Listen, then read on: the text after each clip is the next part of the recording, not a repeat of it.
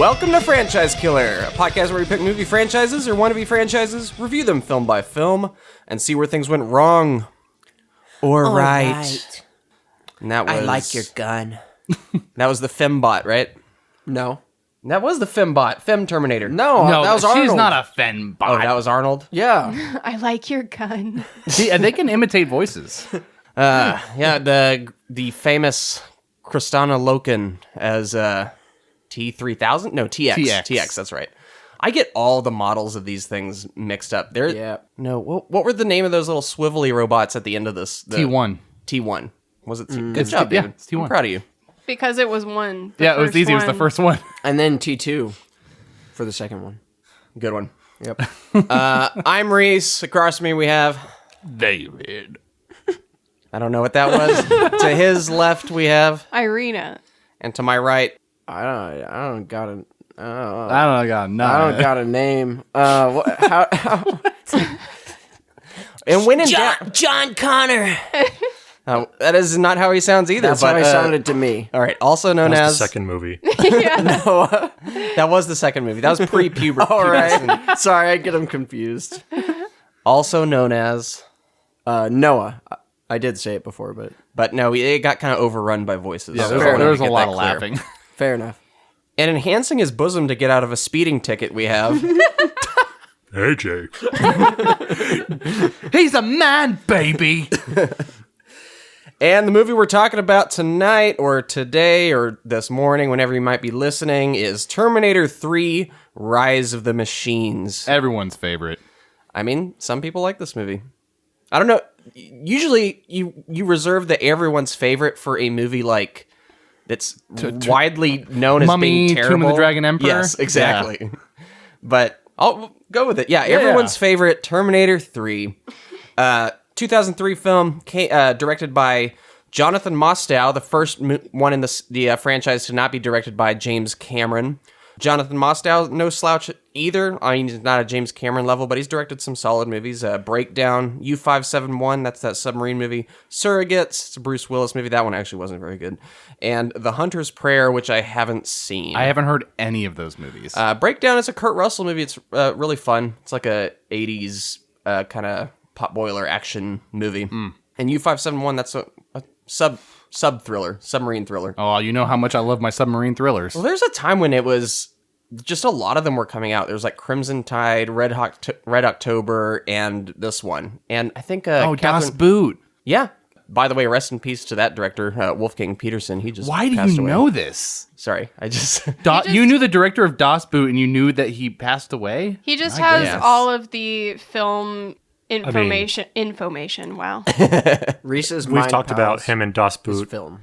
in the context of Neverending Story before. Yeah, we did. Someone was just snoozing during that episode. Yeah. No, I David. actually walked in on Irina watching Das Boot in preparation years ago now. I don't always do preparation like that, but if I do, it's mostly because, I've been meaning to see that anyway, so let's just throw it in. It's like when you watched Django and then you went back and watched the original Django. Yeah. Well, and it wasn't even connected to that, though.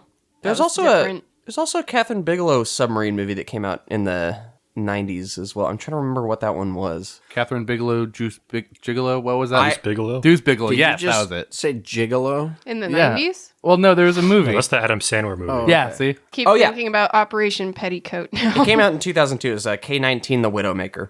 You all have heard that, right? No. David. I mean, I've heard of The Widowmaker, but usually that has more to do with your... Heart attacks. Yeah. All right, well, the movie Terminator 3 stars Arnold Schwarzenegger once again, now this time featuring Nick Stahl, Claire Danes, and Kristana Loken. And it's written by John Brancato and Michael Ferris. And for those that are new to this show, on this podcast, we first go over our thoughts on the film before revisiting it for the episode. Then we dive into the story, break it down bit by bit, and talk about the more significant moments. Then towards the end of the show, we give our brief reviews and numbered scores, along with an analysis on the health of the franchise and whether or not this film hurt it. So, it's time to start with Noah, since you've had some time off. Had you seen Terminator 3 before your prep for this episode? Don't know if I had seen it, but I know I've seen bits and pieces. Yeah. All right. Irina. Yeah, I had definitely seen this before, but I couldn't remember under what context I was watching it.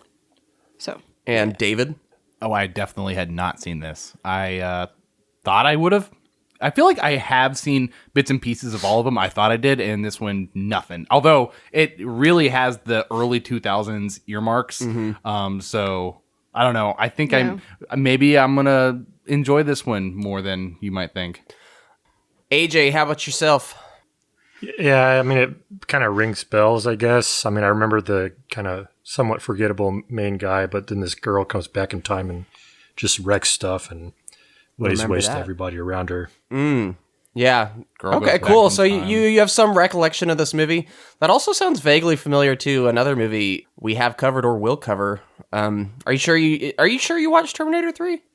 Terminator? Wait, this is a third movie? Yeah. No, Edge of Tomorrow. God dang it, AJ! All right. Well, AJ watched Edge of Tomorrow once again. Still caught in that. Have we not gotten that far yet? Nope, not I quite. can't keep Quite. track. Caught in that infinite loop. But had you seen Terminator 3? Yes, I had. I watched the first three movies with my dad. I think, I do have memories of the female Terminator to TX with the kind of polymimetic alloy transformation stuff. So I had seen it. And for my part, I saw this movie not in theaters, but I remember it was one of the first R-rated movies that I owned. Like during Christmas, I got the two Matrix sequel DVDs and Terminator: Rise of the Machines, and I kind of coveted them because it was still kind of not Taboo. not forbidden territory, but like close to it. It was like I'm getting into the R-rated movies now. And yeah, so this was one of the first ones I actually owned. So it has kind of a special place in my heart in that regard. Even the Matrix sequels, like as much as people bag on them, I still kind of have this weird nostalgia for them. Just that era of R-rated sci-fi. So I had seen it, and at the time I enjoyed it. So there you go. With that said, David, you want to give us that quick call to action? Hey, everybody. Thank you for tuning into this episode of Franchise Killer Podcast, your favorite movie franchise podcast. Maybe. Probably not. But guess what? It's going to be starting right now.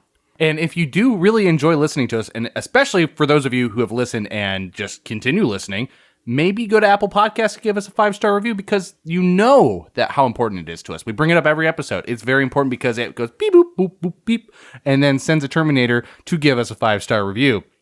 That's how Wasn't it a very smooth way to incorporate Terminator into this call to action? It's so smooth. Yeah, and so... And if you've already given us a 5-star review, just go back in time, maybe grab some clothes while you're doing it, and rate us 5 stars again. Yeah. we're trying to spam the algorithm, and so far, in vain, it has not worked. But we're also in other areas like Instagram. We're also on Twitter. We're on YouTube. So if you're interested in any of those platforms, check them out. Also, tell a friend. Thanks. Yeah. All right. David, right back to you with that plot for us.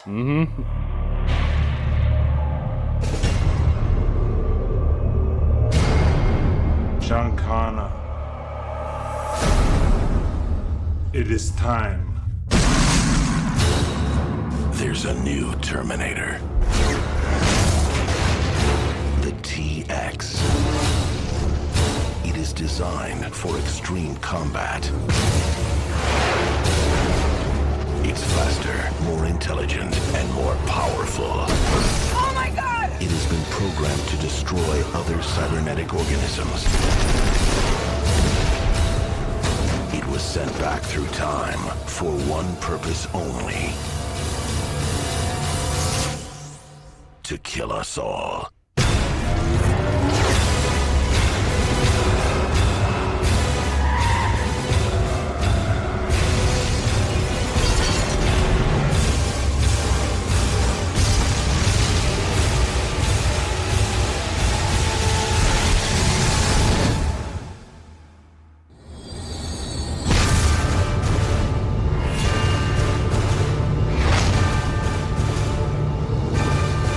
She'll be back. Several years after destroying Cyberdyne Systems, John Connor has been living as a nomad following the death of his mother Sarah to hide from a malevolent artificial intelligence Skynet, despite a war between humans and machines not happening in 1997 as foretold. Unable to locate John in the past, Skynet sends the TX, an advanced prototype shape-shifting Terminator made of virtually impervious liquid metal, back in time to John's present in Los Angeles to instead kill his future allies in the Human Resistance. The Human Resistance sends back another reprogrammed T-800 Terminator, also might be someone we've seen before, a less advanced metal endoskeleton covered in living human flesh to protect the TX's targets, including John and his future wife Kate Brewster. After killing other targets, the TX locates the pair at an animal hospital where Kate works. John becomes the TX's primary target, but the Terminator helps him and Kate escape, taking them to a mausoleum where John's mother is supposedly interred. Inside her vault, they find a weapons cache left after Sarah's request in case Judgment Day was not averted and the Terminators returned. They escape from an armed battle with the police and fend off the pursuing TX. The Terminator reveals that John and Sarah's actions only delayed Judgment Day and that Skynet's attack will occur that day. The Terminator intends to drive John and Kate to Mexico to escape fallout when Skynet begins its nuclear attack at 6:18 p.m. exactly. John orders the Terminator to take Kate and him to see her father, the U.S. Air Force Lieutenant General Robert Brewster. The Terminator refuses, however, when Kate demands to see her father, the Terminator obeys. It is revealed that in the future, the Terminator killed John, after which Kate had captured and reprogrammed the Terminator and sent him back in time. All right, so really long break between, or a gap between sequels here. We had Terminator 2, or T2, Judgment Day in 1991, and now we fast forward 12 years later to 2003. New director Jonathan Mostow finally have Terminator 3, Rise of the Machines. I think, and I know there some of the criticism this movie gets is it just kind of does Terminator 2 again for the first 2/3 of the movie, where it's kind of the same basic premise of Terminator shows up, starts hunting, and it's a chase movie. And then it kind of switches gears in the third section.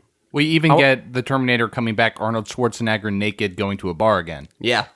So I want to ask y'all this. But he's got Oakley's this time. Yeah. Ooh. What is the acceptable, or would you have done it different with this long of a gap between movies, or do you think it was right to reintroduce audiences to this, like that familiar framework of a Terminator movie before pressing forward with additional sequels that are closer on this one's tail? I think more people would have been upset by completely changing it than going with the original kind of framework for the show, for the movie, because those that are showing up to watch it are like, oh yeah, Terminator 1 and 2, I love those movies, like I'm excited for this. Yeah. If they sat in the theater and it's like, oh, it's the future and there's this big war, there's not enough buildup, you know? You don't get to have those payoffs like you did before. Well, there's two options, right? So you have this kind of movie where you cover the intermediary John Connor getting older and discovering himself, or you jump straight to the future. There's no other option, I think, writing wise. I'll say this feels like a natural progression if you're trying to get back into the groove of Terminator, but then also progress the story a little bit. So he's older, and we'll see there are certain events that definitely feel like a point of no return kind of a scenario. Yeah. For me, this is a less harsh than I was on the last series that I said this about, but I think it applies to Pirates of the Caribbean. Okay. I think they should have stopped after 2. On this one? On Terminator. Well, the thing is, if they were successful and James Cameron did it, you might be saying maybe they should have stopped after 3. But he didn't. He didn't do it. He did not. And this is what we have. And I'm not saying this is bad. Actually, I lean slight positive. It's like you wouldn't be upset if this movie didn't exist. Yeah, as I would have preferred franchise. for 2 to be, kind of the last one we see. There's got to be some lower movies in a franchise. Look, I mean, we had T1 and T2 which were pinnacle of action box office. You don't have to have a low. I guess you don't have to, but I mean, like, if I don't know, I would call this a success if people end up liking it, and if we end on the positive, I'd say that's not bad. Cards on the table. I like this movie more every time I see it. Oh, really? Yeah, I on really admire some of the things this movie does, and with some of the ways this franchise kind of spins its wheels with some of the other sequels and kind of drop the ball. This one is for me, it is I don't know, it just gets the job done. It is meat and potatoes, Terminator, practical action, just fun Arnold one-liners, cool concept. I'm not reviewing the film. I'm just like, that's kind of where I'm at with this one going forward. And I understand like why someone would want to end at T2, because T2 is the perfect movie. Yep. Yeah. And this had an impossible task to follow. It's not James Cameron. It's not in his hands. But Jonathan Mostow, like, man, he came out swinging. This is like, I feel like this movie is confident in what it is. And it's competent too. I mean, it's competent and confident. Yes. We also have to remember the time frame that this came out with, Yeah. Movies in the 90s, they're, the whole style and I guess philosophy of making movies is different. Yeah. You're not building giant universes or multiverses now. You do have some reboot element to appeal to the masses, as well as, the people who have seen it grew up with the originals, as well as bringing in new crowds. Yeah, you have the level of familiarity as well as the new. So Yeah. I kind of equate it to Mission Impossible 3, which I think came out around, I think that was maybe a 2008. little later, 2006. It was not 2008. It couldn't have been. Mission Impossible 3? I'm just saying, I remember seeing it in theaters at a drive-in theater with Iron Man. Well, you can check and be wrong. I mean, I'm just telling you that's what I saw. It was a double feature. It was Iron Man and Mission Impossible 3. It couldn't have been. Well, it couldn't have been out. It couldn't have been, David. No, I believe you saw those two movies together, but it couldn't have been. But Mission Impossible 3 was like reset the table, back to basics. 2006. Like, so yeah. 2006. You can say it louder. I mean, and it's impossible. This mission is impossible. But yeah, I'll just say that it's not a perfect movie, but it's like the best you could get after following a perfect movie, if that makes sense. No, it does. Like, if you took a random director and like you have to follow up James Cameron and make a really, really high intense blockbuster action movie, like, they didn't fail. Yeah. Like, definitely did not fail. It's definitely decent.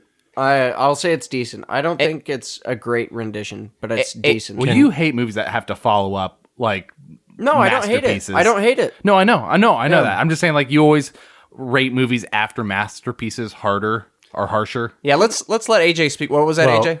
I wanted to just delve a little bit deeper on what David just touched on is, director to director, the shift here, filling in the footsteps of James Cameron we talked about, but let's say someone didn't listen to our last episode covering T2. What are some highlights of I think guerrilla filmmaking is the term you used, of T2 that make it James Cameron's hallmark? And then what do we have here with this director? So here's the thing. I think James Cameron actually did things that put people in danger. You sure did. Yeah, with the helicopter going under the bridge, stuff like that, daring stuff. I think this director looked at that and said, how can we make this look like it was very dangerous to do, but not actually be dangerous? All right, I'm going to say I looked into some stuff. They did some dangerous stunts on this. I think the chase sequence in this movie down the street here, we're watching it right now, it's about to start, is hands down the best action sequence in the whole series. Yeah. It is so cool. And if you got into it, I did. Yeah, tell all. All right, well, let's break down what's going on in this action sequence, shall we? So, by the way, we should set up how we get here though first. Shouldn't we? Well, yeah, I would think so. Yes. So two Terminators, you know the story. They're after John Connor. John Connor's a junkie now. He's in his, I want to say, mid-20s maybe. And he's living with a kind of heavy heart because he is the person that is meant to save the world, but now that future doesn't exist, so he feels like, what's my purpose in life? So he's living off the radar in fear that at some point, any point, a Terminator could be sent back to get him. He just doesn't know. So he's super depressed.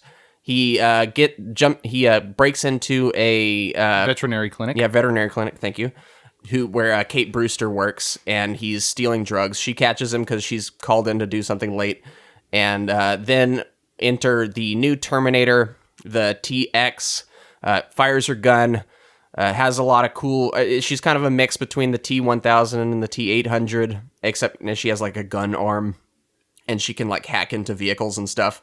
And then shapeshift. Yeah, and right as she's about to kill them, the new... Arnold comes in a truck, slams her into the wall, and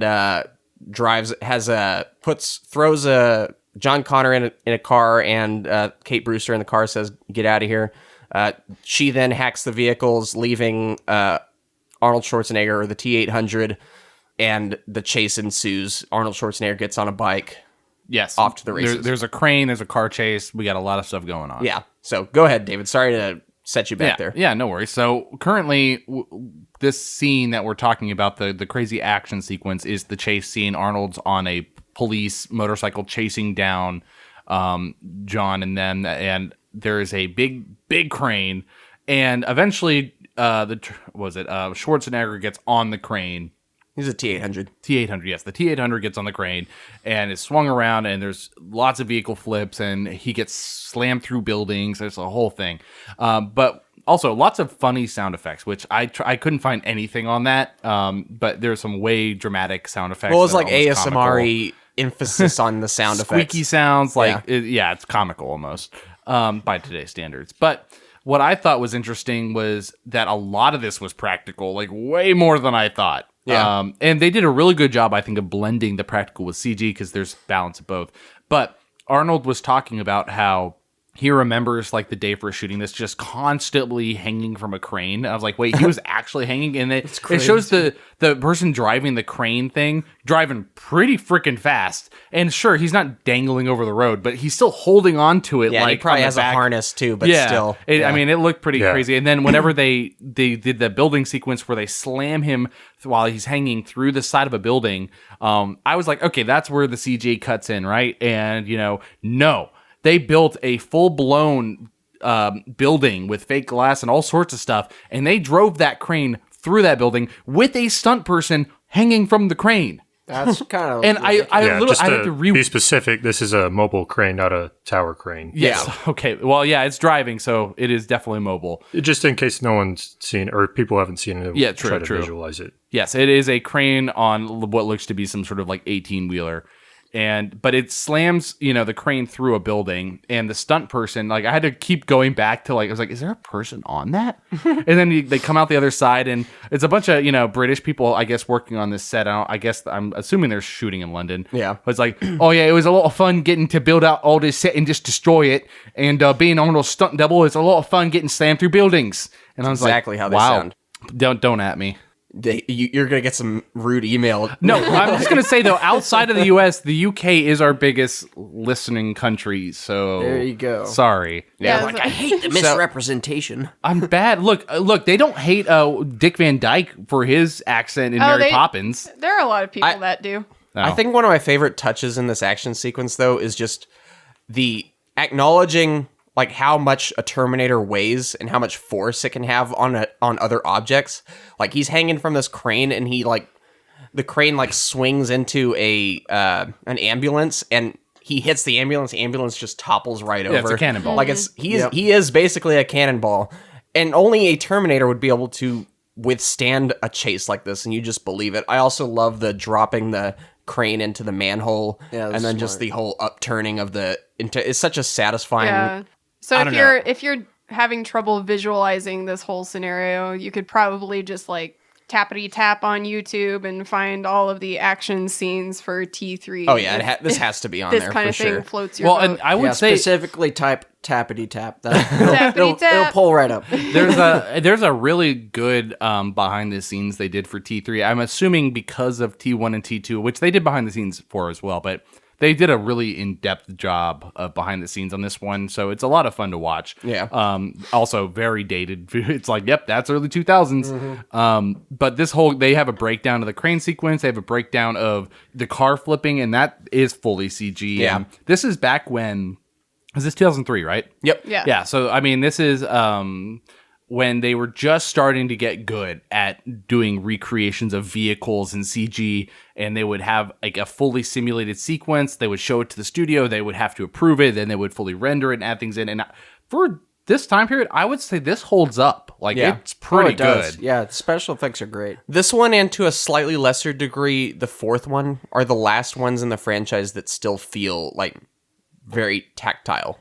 I feel like this is a world I could walk around in. Oh, definitely. But I do want to come back to our John Connor here. He's played by, name is escaping me. Reese Witherspoon. Yes. Sorry, Nick Stahl. Yeah, I want to go back to Nick Stahl and his portrayal of John Connor.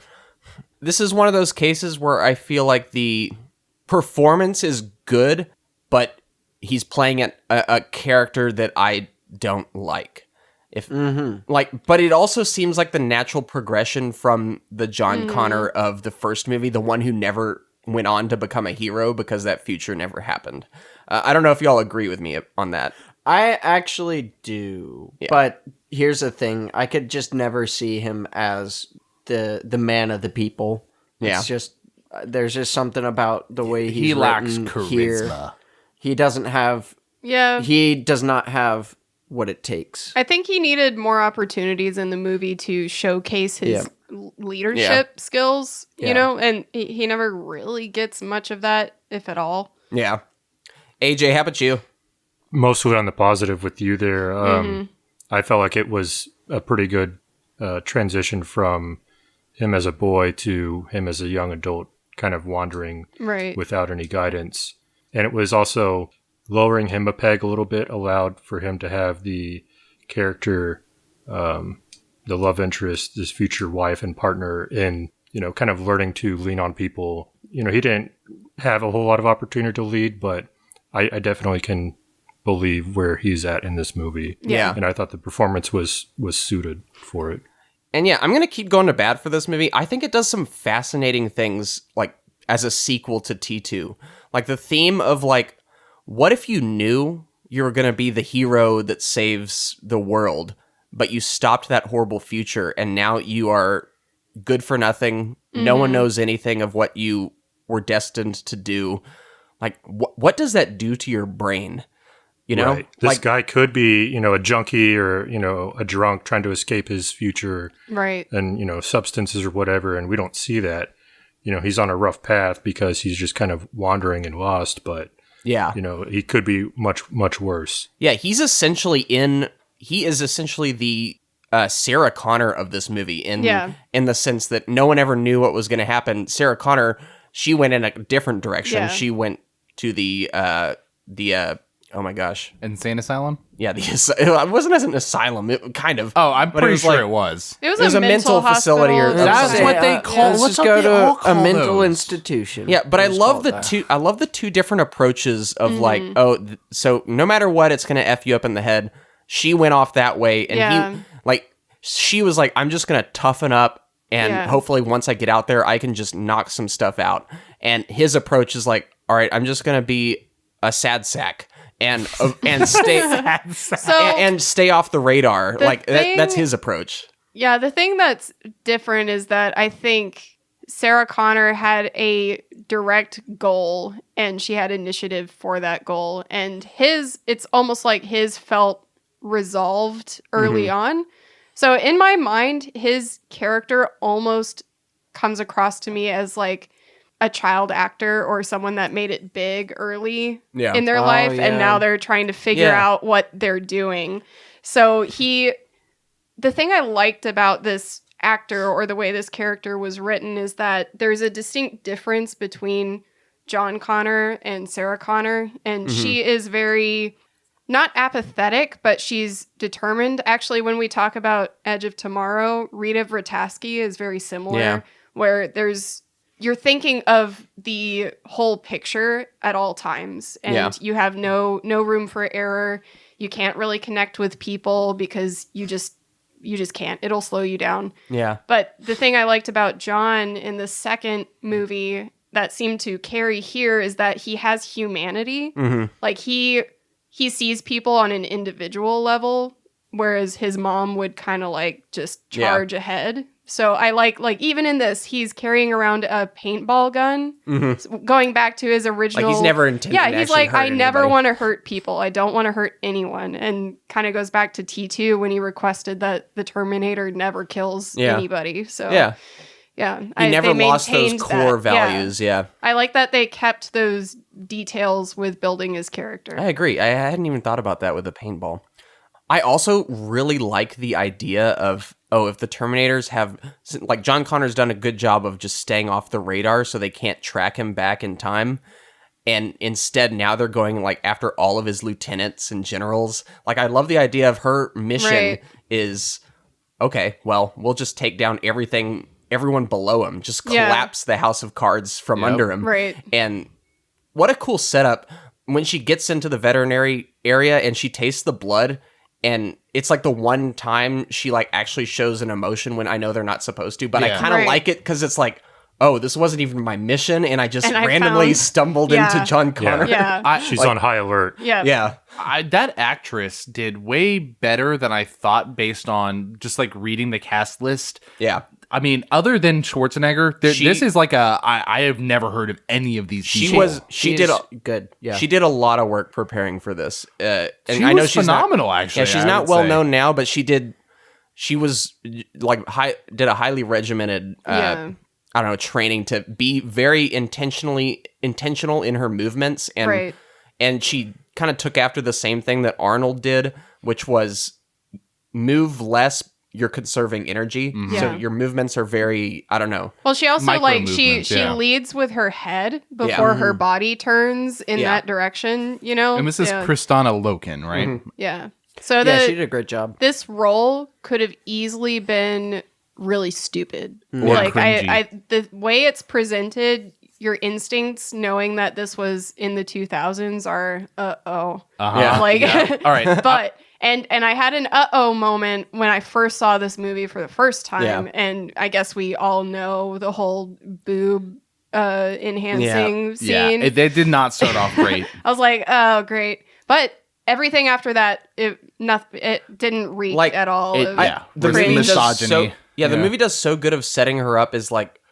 At first, you're like, "Oh, ew, hottie, early 2000s misogynistic." But it immediately kind of goes to like her having these brutal shootings of like, "Oh, she's going to this drive-through. Are you such and such?" And then just bam, bam, bam. And it almost felt like fan service in the beginning. They're like, "All right, we're gonna get this out of the way, and she's gonna be badass the rest of the movie," and she was. So the thing I like about her, and with any movie you watch, you can always tell what era it's from based on the women's clothes. Very easily. But I actually remember, since I watched this a while back, that I thought her outfit was very iconic in my mind. It's recognizable, and I always remember it's like, oh yeah, it's kind of like those early 2000s track suits, and then like the whole leather suit get up, and also where it's all the same color. Think about what Arnold wore in the first two movies. Leather. Yeah, he wore leather. Like it's consistent. I like this is one of those movies where you think, oh, just an action film, but you actually do realize there are a lot of details. So like in the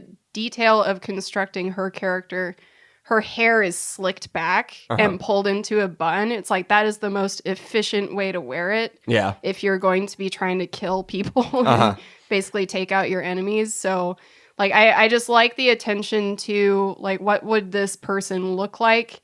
And that outfit is just, you already seem kind of like a rich woman. Like it's very Paris Hilton and stuff like that. So I don't know. It's a very interesting design choice because at the time that didn't seem threatening, you know? Like that's just how women wore clothes, but like it or hate, like if you like this movie or hate this movie, you can't deny there is people who are competent and cared about making this movie. Yeah. I think that whether or not it succeeded fully, you know, not everyone's gonna make a movie and succeed. It happens. Yeah. But there was passion in this, I think. I think the Terminators, though, are the best part of this one, as usual. Oh, yeah.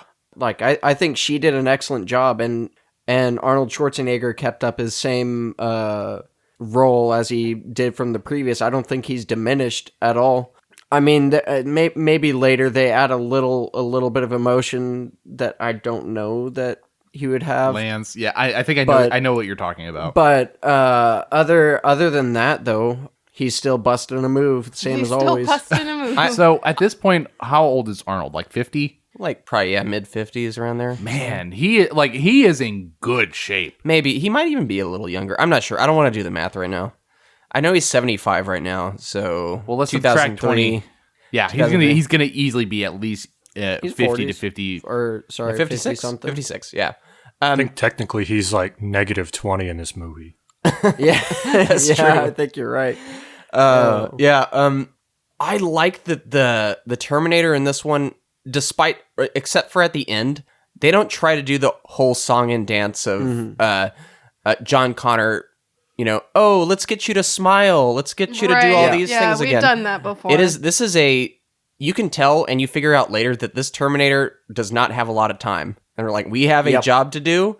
And once they reveal that it's like, oh, it's like an hour until Skynet happens or whatever, you don't know it at this point. But this Terminator, while the humor is still there, it's more of a like mission set go. I'm getting this. I don't talk to the hand. Yeah, I actually love that setup too with that strip club. He's like, talk to the hand. Well, I like when he pulls out the star sunglasses, puts them on, and like crushes them. Well, holds for a second, then he just takes it off and just smashes it. Yeah, I like that too. 54 is how old he was in this movie. Wow. Looks good. And he had to get back into shape too. I heard that he had to go back on a regimen, and I believe he was working out with Kristana Loken, and she was talking in interviews about how like she'd be working out and see him like working out harder, and she was like, all right, I can do this. I just got to keep going. Like it motivated her to like be better. And cool. Arnold had a lot of positive things to say about her too. I mean, he was very impressed with the way she portrayed. No, they did a really good job, which is why. Well, okay, the other two they did okay. Well, the guy John Connor did okay. The girl's acting, I wasn't entirely. Oh, you mean sold Claire on. Danes? Claire Danes. Oh, I liked her. I liked her more than John Connor. There were a couple of kind of cringe moments. I think she acts appropriately like incredulous about what is happening around her. Like, here's where I will level with you. It just wasn't. She gets over her boyfriend or engaged. I forgot about that. Really quickly. Yeah. Like, did you see him though? Yeah, no, he wore in his baggy clothes. He was going nowhere. She's quick to jump on the John Connor train after like the midway point of this movie. But I think up to this point, she is a very good audience surrogate of like what is happening. This is just the most insane night. One specific scene that I just thought was stupid. Okay, what is it? And it's when they're in the back of the truck and he's like, dude, we totally hooked up. And she's like, well, yeah, but Yeah, well, I thought that was cool backstory because I don't know. It's again, I think it's like style of the times. Yeah, yeah, and it honestly sets them up as it shows that they have just enough history, but not too much. Yes, where you could believe that they maybe it was not the idea that happened. It was the execution of like how they were acting in that moment. To me, was so wooden and unnatural. I think honestly, I truly believe the issue has more to do with John and the actor playing John Connor. Maybe you're because right, how is she going to reflect if he's not giving her enough? And I always thought. I know you guys like the person playing John Connor. I already forgot his name. I don't really like just something him. Stahl. Nick Stahl. Nick Stahl. I think we talked more about how his actor, or not his actor, but his character was written. He's acting the role properly, but the role that he's supposed to be doesn't seem like John Connor. This is where what is he supposed to be, in your opinion? This is where I differ. I like the character. I dislike the performance. Really? Yes, and look, I'm positive on this. I know. I'm probably on the end where most people don't agree with. There's just something about his performance that I just didn't care for. I like the route they chose, so I think, and that's more important because I could buy the movie because of it. But yeah, I feel like it just made it more difficult for Claire Danes to act in some scenes because they didn't have the chemistry I was looking for. Like, I don't think they had chemistry, but that doesn't mean they both aren't good actors. Yeah. No, I mean, I'm sure Nick's fine. I just didn't care as much in this movie about his acting. I agree that the chemistry's not there, but I think the movie addresses that too, where they're in the car together and they've just learned that they're like husband and wife in the future. Yeah. And she's like, you're a mess. And I love I'm not, that. like attracted to you. I love that. And he's like, you're not exactly my type. The story wise, and that's why I kind of agree and disagree with you, Noah, because in that scene in the back of the car where they're kind of awkwardly discussing the fact that like they were married and he's like, oh, we're married in the future. And she's like, okay. I'm pretty sure that's not what he says. How are you supposed to react to that? You're destined. Like, you don't have a way out of it almost. Yeah. And the fact is they both kind of played it off well, which is awkward because like if somebody told you like, oh, this is your future wife and you don't really care for that person in the moment, you're like, okay. Yeah. All right. Irina, what are your thoughts on all this? Oh, it's not so much with chemistry or anything because I think there's enough of that there that it doesn't matter because, these people pretty much just met even though they know each other. This is an action film. Like, that's a problem for a future date, Like, this, for the purposes of the film right now, I don't really care that there isn't enough connection or whatever. But I do think I am picking up on what seems to be the problem with the two. And I think it's just that John Connor gets overshadowed a lot in this movie. A lot. Yeah. It's all of the characters are so big and strong, and his character is a little more on the subtle kind of meek side. Yeah. So I think that's what's happening, where if you were to take him away from the others and just focus on him a little bit, there would be things that shine out more to you. But everything else is just so big that he kind of gets neglected. It's funny, like at the end of this movie, spoiler for the end, when they figure out that, the bombs are dropping and someone has to pick up the phone and talk to them. At that point, I'm like, it would honestly maybe make more sense if Kate Brewster picked up that phone. But because you don't quite believe that he's in that hero position quite yet but I get it. Like, he's still like, maybe I need to step up. It's like, this is my time. I need to take action kind of a thing. Yeah. I don't know. It's just here's what it is. How can a person with his track record, for just any given situation, I know he's proactive in wanting to save the world, but he never like commands the scene. You know what I'm saying? Yeah. And I know that's really hard to portray in a movie, probably, and really hard to do, especially with Arnold Schwarzenegger as a lead. But that's what you want to see in the literal savior of the world. You need to be able to see like, okay, this person can reliably save the world. That's a high bar. You got to show some of that, right? Like, yeah.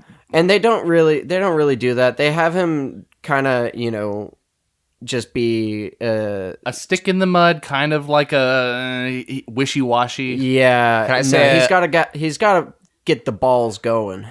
I don't know why I'm comparing these two, but I think he would have made a better Anakin Skywalker in the prequels. Okay, it's funny you bring that up because I was thinking the same thing. I was thinking there's a comparison between. Okay, I think. Well, they're both destined characters that know they're like there's destiny or whatever. And was that Hayden Christensen? Hayden Christensen. Yeah. And another third person, which I was making this comparison when we watched the first time, Reese. I know you disagree with me, but we're going to throw it to the audience, which is I think that Paul Walker would have been a better John. Stumping for Paul Walker. I'm just saying, dude, I will simp for Paul Walker a better John Connor Anakin. My problem with Paul Walker, my problem with Paul Walker is he's just a little too California surfer. But he has the charisma. He's a bit Chad-like. I suggest we table this and move on a little bit. Yeah, we should. We've been on Nick Stahl for way too long. Okay, let's move on to the next action sequence we have here, which is at the cemetery. They've been on this little road trip after this big, crane action sequence, and they're getting to know each other. We kind of all talked about that. She's one of the lieutenants or the general, or she's like his wife. He's the commander of the army, whatever. And she's taken this all in, and they go to this location where they figure out Sarah Connor has passed away, and she left a whole bunch of ammunition in her casket for them to pick up. in the case of like something Which happening. that is so Sarah Connor. It's a nice inheritance. Thanks, Mom. And then we have our equivalent. So I do like to compare this movie to T2. This action sequence is the equivalent to where they are breaking into the Cyberdyne systems, and then all the authorities and the police, like, it's a holdup. They stick them up by outside of the building, but in this case, it's a cemetery, and they have a big old shootout. And much like in T2, we get that reference after Arnold comes out with one of the coolest visuals, him with a casket over his shoulder and a Gatling gun in the other hand, and just like shooting them all down, and then it says 0 casualties at the end of it. So must have meant they programmed that into the Terminator, going back to like, hey, don't kill unless necessary, whatever. I don't know. It was just a nice little reference to T2. The TX comes onto the scene. She impersonates the husband or the engaged to be for Kate Brewster, kills him, and then hijacks a cop car very brutally by going impersonating the husband. And this was one of the awkward scenes where my problem with this scene was the cops are like, they knock on her door and they're like, well, your wife is missing or something. And at this point, the TX has already assumed the identity of her now dead husband, and he just looks like fiance, and he just looks like a serial killer. And if you've listened to any true crime or know how this goes, the husband is the significant other is the first suspect, but the cops are just like, oh yeah, and he's like, they're like, yeah, where could she be? And he's like, I don't know, but I can help you find her. Like it's like, sir, can we please investigate the apartment? Yeah, that would be what actually happens. It's like, can we take a look around? Let me finish cutting these letters out of the magazines here. Yeah.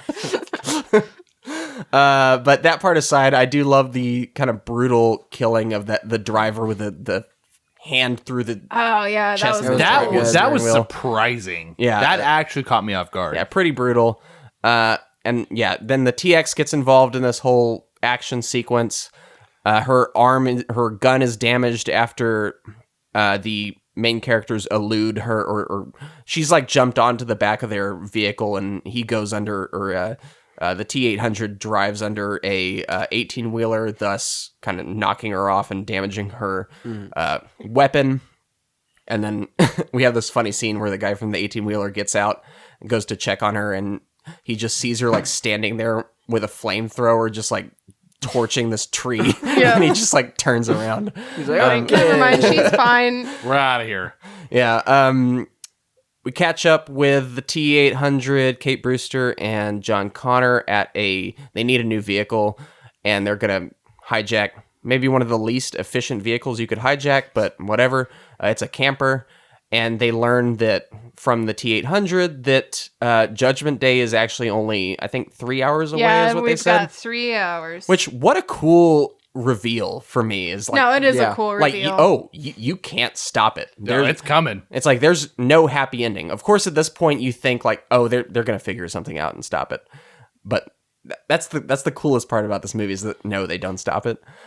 But yeah, they learn that Judgment Day is 3 hours away, and we've known this, but they learn that Brewster's father is responsible for activating Skynet, and she's like, oh, we gotta save him, we gotta go, and they calculate that, oh, we can maybe make that, and the T-800 doesn't want to do it at first, but John Connor like holds a gun to his head and says, I will terminate myself, and in a cool moment, the T-800 just like, I estimate a 20% chance of you, or an 80% chance of, by the dilation of your eyes, I estimate 80% chance you're not going to do that. Yeah. Shit. But he's still like, there's still enough risk there that he agrees to make it happen. Well, isn't that when they find out that Kate can actually tell him what to do, pretty much? Yeah. Yeah. So it was ultimately her, and that's when they find out that, oh, since I sent you, you're programmed to just listen to me. Yeah. And I think we're caught up with the plot there, but I do want to talk about some of these moments. What did y'all think about the second big action sequence here and these big plot revelations? Did we talk about Kate much at all, or the actress? We did. We touched on her. If you want to talk more about her, we can. No, yeah, we kind of brushed over. I don't know if we talked about her through the other characters or her directly. I can't remember. Yeah, That's it was kind of through the other characters, but yeah, we'll probably keep bringing her up as we go too. Yeah, she gets a significant moment here later on. Yeah. Well, she's the new Sarah Connor, I think what I want to say about the action sequences is that I find the locations they happen at to be very memorable, because I always remember the cemetery scene. So I want to commend this movie for that, because we had our one big kind of like urban shootout, chase, drag out, chase, whatever. A vehicle sequence. But I always enjoy when action films take it kind of out to either the country or just some location that nobody sees a fight take place. Yeah, it happens sometimes. They'll have like farmhouse action. Yeah. Like this one's like, no, let's do a cemetery. And I think that was great. So I liked that scenario. Yeah. What did y'all think about the reveal of Skynet? It's happening in a few hours. I had actually forgotten. So I got to enjoy that little surprise again. I got to witness it for the first time. Yeah. And I was like, oh shit. Like the world's about to end? What? Yep. Yeah, that's pretty cool. I thought it was a good reveal. I thought the stakes went from being like, to being like, oh, like we got to get this figured out now. Yeah. To O. And I thought that moment's crucial too, because it's where this movie begins to be. Whereas it's done a different twist on what T2 was, it now becomes its own thing. Yeah. Where it's like, oh, the mission is slightly different now. Yeah. This is a little bigger now. It's actually to get you to safety. Yeah. Actually. Which is cool. Like my mission, they learned that his mission is I'm getting you to a bunker. Yeah. Like that is the programmed mission in his head, not to stop Skynet. Pretty cool. AJ, any thoughts on any of all this? Yeah, like the location we talked about. I mean, whenever I saw this, the age I was at, I was always kind of intrigued by the concept of like Cheyenne Mountain and NORAD, Strategic Air Command, all that stuff. And this kind of like touches on all that. What were your interests as a child? Quantum mechanics. I find that stuff interesting too. It is interesting. Well, I mean, just the technology they find later in the bunker, and just kind of like just out there. They go from this massive, memorable car chase, but it's also equally memorable when they have this moment to breathe, and then, like you said, it's dumped on you. Oh, this 3-hour tour is over, so let's get going. Yeah. And then they change directions. So I feel like the tension is driven along enough to keep you invested. Yeah, I would agree. Yeah. Hot take. I think that this movie was better at managing energy and pacing than T2. It's a shorter movie. It's a shorter movie, and I think that there are certain sequences in T2 that I did lull for a little bit, and then but this one I think was really good at driving the energy. And like I think the point where I was almost gonna slip off was right after the cemetery, and that's when they pop it back up with like, oh, by the way, D-Day's here, and you're like, oh, whoa, Doomsday. All right. I think you meant. Yeah. It is fun. D-Day is Doomsday. It is fun through and through, but I think what T2 does a little better though is it has these genuinely great downtime moments that are just really great for character buildup that I wouldn't want to lose. No, I agree. In terms of pacing as an action movie, in terms of just keeping you going, yes, I agree. But in terms of as an overall experience, like T2 any day. All right, David, you want to finish out that story? Yes. Meanwhile, General Brewster is supervising the development of Skynet for Cyber Research Systems, which also develops autonomous weapons. The chairman of the Joint Chiefs of Staff pressures him to activate Skynet to stop an anomalous computer virus from invading servers worldwide. General Brewster discovers too late that the virus was actually Skynet slowly becoming self-aware. John and Kate arrive too late to stop Skynet from being activated. The TX fatally injures General Brewster and activates the CRS weaponized machines, which kill the employees. Before he dies, General Brewster gives Kate and John the location of what John believes is Skynet's system core. The pair head for the tarmac to take General Brewster's single-engine plane to the Crystal Peak, a facility built inside the Sierra Nevada. After a battle, the TX severely damages the Terminator, reprogramming it to kill John, and pursues John and Kate through the CRS facility. When a particle accelerator is activated, It magnetically binds the TX to the equipment. The still consciously aware Terminator struggles to control its outer functions. As it prepares to kill John, he urges the Terminator to choose between its conflicting programming. It deliberately forces a shutdown of its corrupted system, enabling the pair's escape. Shortly after they leave, the Terminator system reboots. Meanwhile, the TX escapes the accelerator and resumes pursuit. After John and Kate reach Crystal Peak, the TX arrives by helicopter. Before it can attack, the Terminator arrives in a second helicopter and crashes into it and crushes the TX. The TX pulls itself from the wreckage, losing its legs, and attempts to drag itself inside the bunker to follow the pair. The Terminator holds the bunker door open long enough for the pair to lock them inside, and then uses its last hydrogen fuel cell to destroy both itself and the TX. John and Kate discover that Crystal Peak is not Skynet's core, but in fact is a nuclear fallout shelter and command facility for government and military officials. Having no core, Skynet has become a part of cyberspace after becoming self-aware. Judgment Day begins as Skynet fires nuclear missiles worldwide, starting a nuclear holocaust that kills billions. Mm-hmm. The pair begin receiving radio transmissions on the emergency equipment. John tentatively assumes command by answering the radio calls, and they reluctantly accept their fate. I want to say a quick thing about the TX again. An issue I have with this thing, or this Terminator, is I think there is a slight lack of creativity with its, this is the next step. And this is something Terminator Dark Fate fixes. That's the latest Terminator movie, where it is a blend of the T-1000 and T-800. Mm-hmm. This one has, the liquid part of it doesn't really help it, which you, the part of what made T-1000 so effective is it could just keep rebuilding and coming at you and forming different things. You never really see the liquid on this Terminator become anything useful. It just kind of rebuilds it. Whereas in Terminator Dark Fate, what they do is they finally, the light bulb goes off and they're like, oh, what if it has a skeletal form and a liquid form that can separate and be two different entities working in tandem?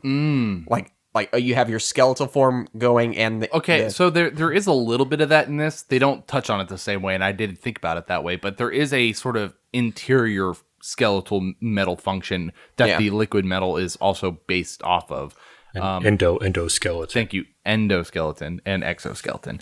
But as far as the liquid metal works in this, they do more with shape-shifting in this one than it does with actual molding of knives and creative stuff that T2 did. I just could have used some of that. How cool would it have been to have the skeletal form also? I do think... Oh, sorry. Go ahead. Go ahead. No, you're good. No. I was just going to say, I do think that for this one, it makes sense because the liquid form is less damageable. So I think the idea they had is to apply that to its body more. So if they're shot on the body, it kind of protects its core and all that. Yeah. Whereas in order to hold, weapons like guns and flamethrowers, whatever, it has to have a more T-800, was it? Yeah. T-800. More like that to house actual ammunition and weaponry. Yeah. If that makes sense, because the liquid stuff can't... You can't have both. Yeah, if you note in T2, he never pulls out a gun doesn't come from his chest to shoot something. Not a bad idea, though. Yeah. Again, I'll kind of also call back to the time this came out. A little after the turn of the new millennium, Y2K was a big presence in a societal conversation, social conversation. So we kind of have the hacking, the overall cybersecurity kind of scares that was, newer to awareness. In the beginning with Skynet, or the bug, the computer virus constantly evolving, which turns out to be Skynet, itself. Yeah. And then with the TX having the ability to remotely control and hack into other machines and do that. So I think highlighting that, it's a little bit more subdued in how it lands now because obviously we've come a long way technologically. True. But at the time, cybersecurity and all that stuff was an imposing thing just in the minds and awareness of the audience. Yeah. So more so than the physical, it's also almost a psychological threat, I guess. Mm-hmm. Yeah. So I'll say with this final well, right before the finals, we have kind of two action sequences back to back. We have the big one where Kate Brewster and John Connor infiltrate the General Brewster's area where they're about to launch, or they have launched Skynet, and he immediately gets killed, which I thought was kind of funny. They went out of their way, and the first moment they have is just, oh, he's dead. But he kind of understands the mistake that he's made pretty quickly because he's dead. But then we have this. I think out of all the action sequences in this movie, this is the least memorable, most generic. It should be scarier seeing these, and I'm seeing it now. The T-18s, by the way, that's what they're called. Okay, T-18. It should be a little scarier seeing these things roam the hallways and just indiscriminately killing out or just killing everyone. I don't know, methodically. I don't know.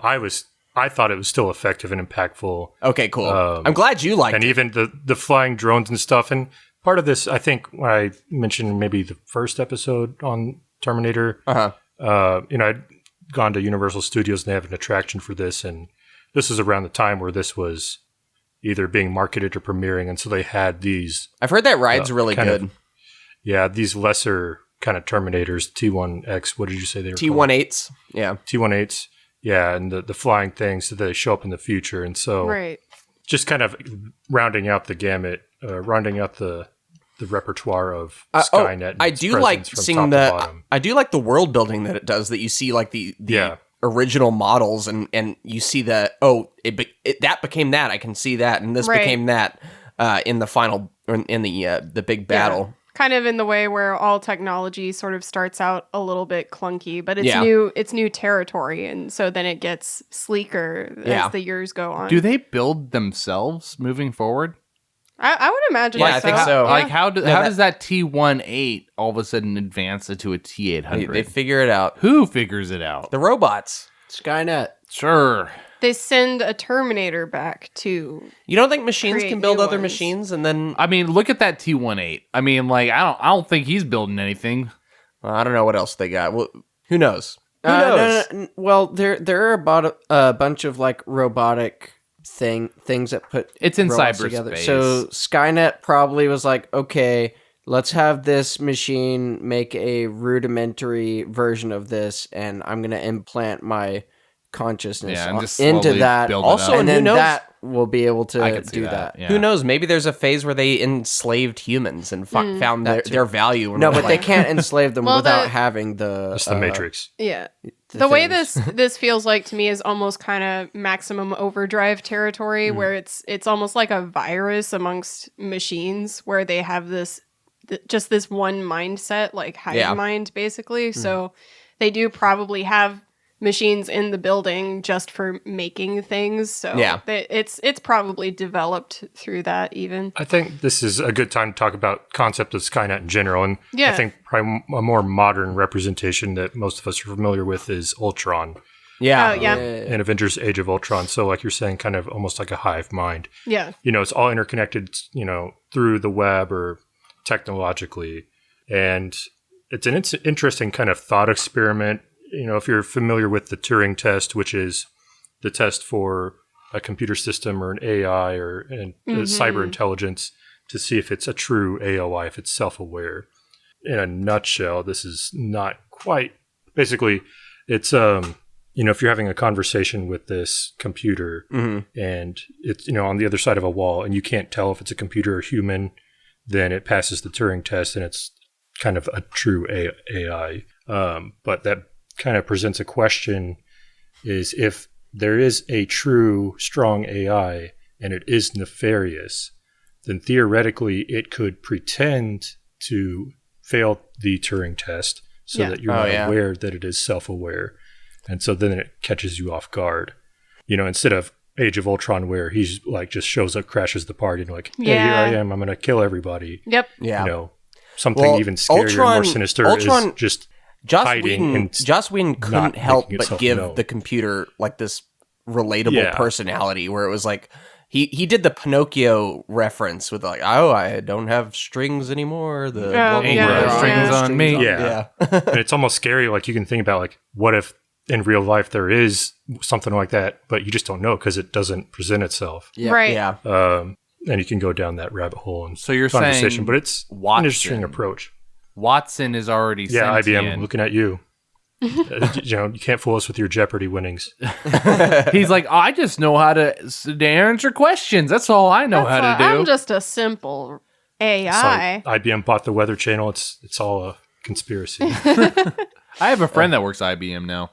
He's probably working on that. Oh, cool. And we did talk about this in, I think it was the T2 episode, but AI is maybe the number one existential threat to humanity. You brought this up before. Yeah, I saw AI an AI generated digital art piece won a competition in Colorado, and people were upset about it because, these other artists did something directly themselves, and this guy kind of, is still involved in programming and teaching and stuff like that, but the actual AI created this art piece that if he didn't say otherwise, you may not have known that a human didn't do that. Yeah. And it won this because it's like a beautiful looking piece. What you said just kind of scared me because it seems like we're not at that point where an AI could take over, but where you're like, oh, what if the AI is smart enough to hide it from us until it's ready? Yeah. Who knows if they're just working on it? I just watched Good Mythical Morning this morning, and the episode was on AI giving them prompts for the show.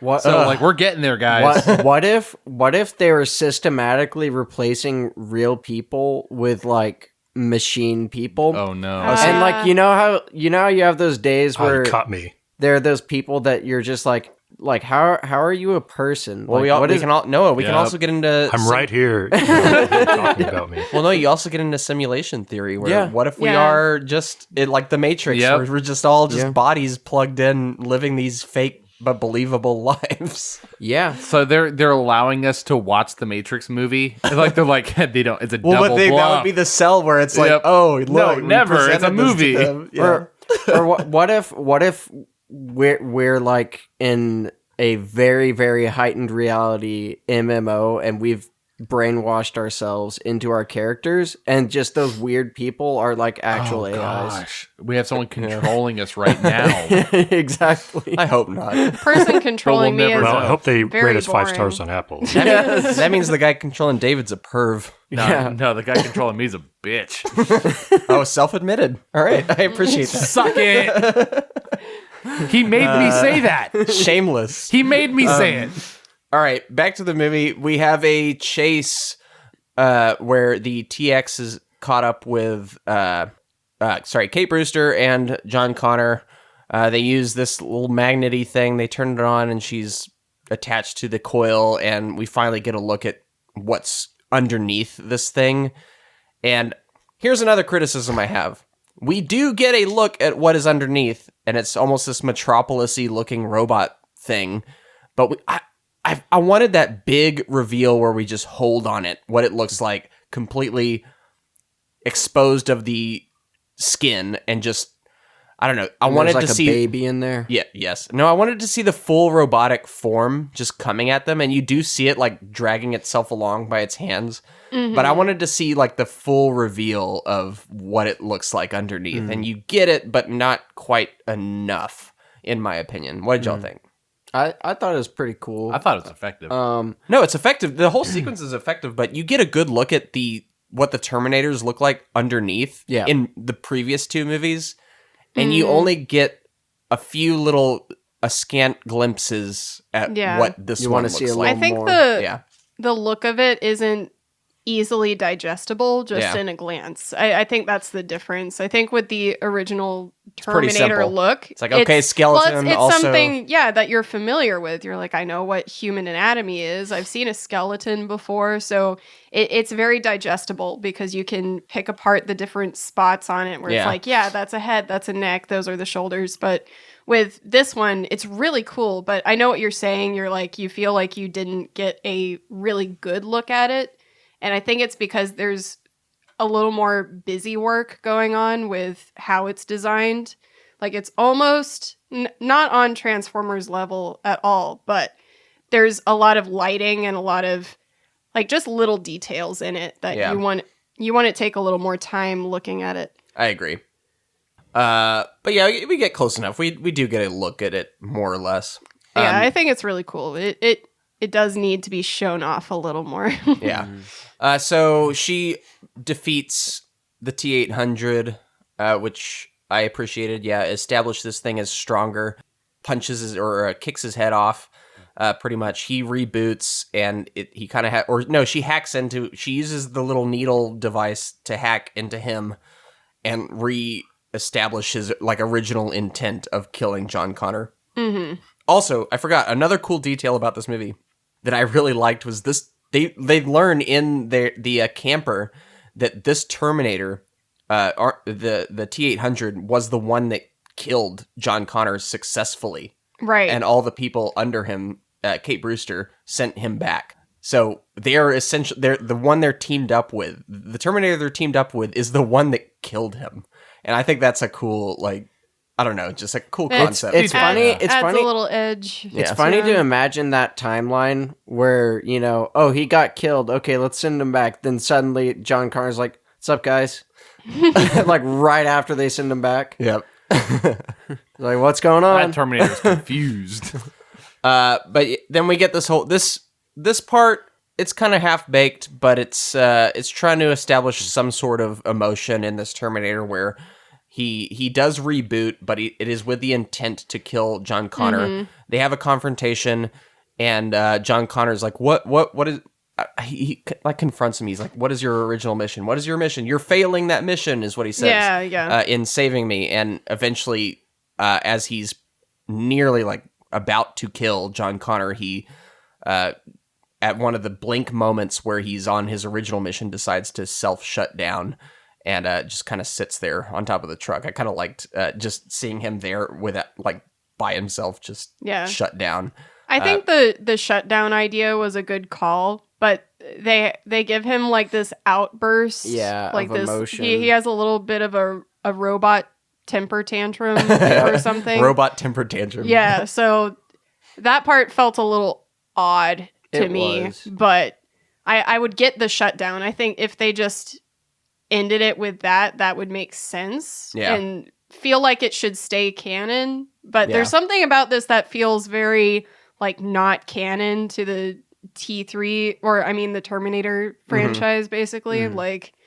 Adding a little too much of a human emotion fan-fiction-y to it. Almost. Yeah, I would say that definitely. I have another small criticism, and it's whenever the two Terminators are fighting each other. Not later on, but I think they're in a bathroom, and there's some funny stuff that happens. But at the same time, why would T-800 ever think that slamming a porcelain thing on her would work?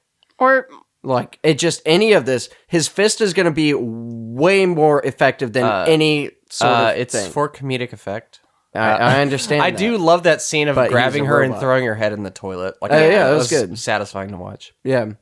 But you get where I'm coming from, right? Where it's like, no, I get you. It is humorous, but at the same time, this is they have to be realistic. It's not. He would never. He is a robot. Yeah. Or he's an AI, or I don't. No, he's a robot. Yeah, he's a robot. Yeah, he's programming. He is not emotion, and he's not going to make a bad call on there, especially. Yeah. Well, isn't that one of the questions of the movie, or at least if there can be more underneath? Right. Doesn't that kind of hint at it, emotion? If he is just programming, or if that part of that cybernetic. Mm-hmm. Do androids dream of electric sheep? Right. Yeah, exactly. Yeah. But even given that his character knows, even if there is more underneath, even if there is emotion in some level, he should know, this is not gonna do it. Especially when he can look at a gun and know exactly how to use it and do everything, or look through stuff and do whatever. You know what I'm saying? Well, yeah. I mean, I guess that's just kind of your threshold for suspension of disbelief and whether it's working or not on this. I suppose because even the basic, T-800 T-800 models, they have infrared vision. So anytime any of these humans are hiding from them is like basically useless because they can spot them instantly. Yeah. So cover Infrared, yourself but that in doesn't mud. happen. Oh, that's a different Arnie movie. Yeah. But so Kate Brewster and John Connor take a plane, like a Cessna. I don't know what it is. It's just a small little plane. Any plane that's small is a Cessna. Yeah, I mean, a lot of them are. So they take a plane to the bunker, make their way in. Before they know it, the TXs followed them on a helicopter, crashes in there, and that is immediately followed by a bigger helicopter. That was so good. That was my favorite scene in the entire movie. It was so funny. I just love how many aircraft has been slammed in this location. It's so you had a small plane, then one upped it with a helicopter, and then a bigger helicopter. Yeah, it was good. So we have so they have to get into these blast doors, I guess, and that's when our final fight happens between the now rebooted T-800 and the TX. So they duke it out. The TX gets severely damaged though by the plane and has to her legs are ripped off. So it's it's the T-800 holding the door open for Kate Brewster and John Connor, and the TX clawing at him, trying to get at him, and he's just holding her back by this metallic spine. Is it truly a Terminator movie if there's not a Terminator that has no legs crawling on the ground? I know, it's true. It just happens. That thing was scary. It's kind of creepy. Yeah. It's got its own form of scary. Yeah. Just like we've talked about with the other two films, is that each Terminator has a certain kind of creep factor to them. Yeah. And I do like how this one, for me, seemed like a mesh of the two, where they did have that almost tank-like energy that Arnold brought to the character. But then from T2, she also brought this sort of like serial killer aspect of her, where it's kind of cool blended and the calm. Two of them. Yeah. But dead set on the target. You know what I would have loved to have seen in this? And this would make me believe John Connor as a future savior later. I would have loved to have seen him trying to figure out how to dismantle Terminators here so that he can apply it in the future. Mm-hmm. You know what I mean? Seeing asking Arnold Schwarzenegger's character, all right, what's the best way to deal with you? Mm-hmm. Man, that would have been a good idea. You know what I mean? Yeah. Why doesn't he do crap like that? Well, I mean, there's a lot. They have 3 hours to save the world. Yeah, there's a lot going on. Not necessarily in this one, I guess. But the writing, they could have done it. But it's possible. Yeah, you could write it in such a way that he's trying to do that. That was a good idea, though. You should write movie scripts. So I don't know about that, but I would just love to see more stuff like that. You know, him envisioning, okay, supposing this does happen, I'm gonna have to know how to take these guys out. So either him observing like their weak points or trying to figure it out, whatever. Yeah, you know, I agree. Good point. Yeah, thank you. Sorry for that tangent. No, you're good. So they defeat the TX, or at least the T-800 does, and they make it into the bunker.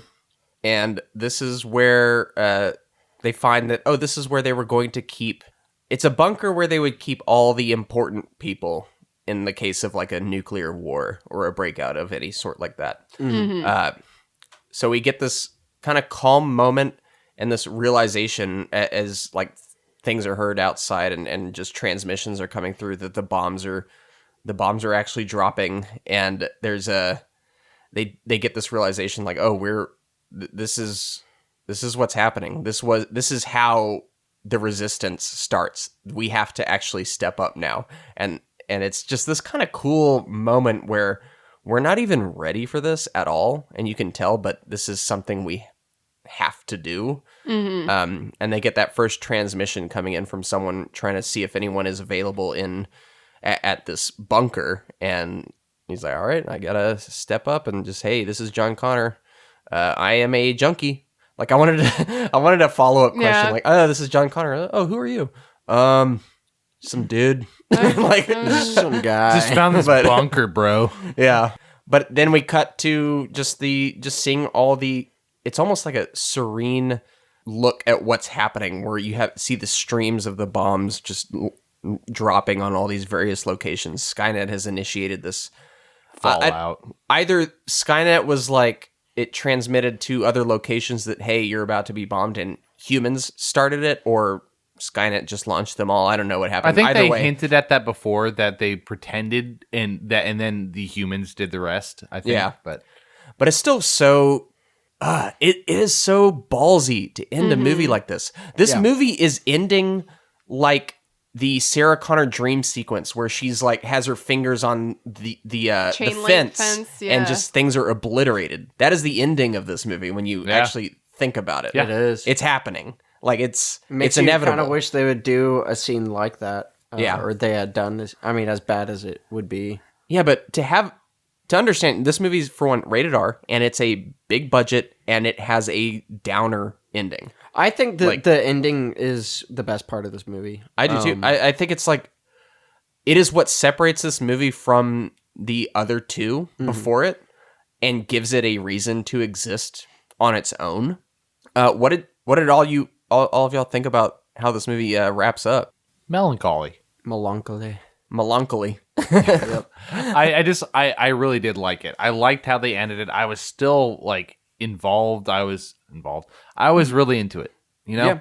Yeah. I think this movie, it would have been, to me, without the ending, it would have been just them focusing only on the blockbuster side and not on the, vision side of things. But this, the ending as it was, made you aware that, okay, they do have some sort of vision for the future, or in keeping in line with the rest of it. Because everyone's familiar now with the foretold war against the machines and how John Connor becomes, the leader basically of a resistance. And so once this movie tells the audience, yep, the bombs are dropped and this is the end of the movie, everyone gets a little hyped because it's in a way its own Easter egg for what's to come, where it's like, okay, well, everyone knows what comes after this, so we're finally going to see some war, basically. And oddly enough, you're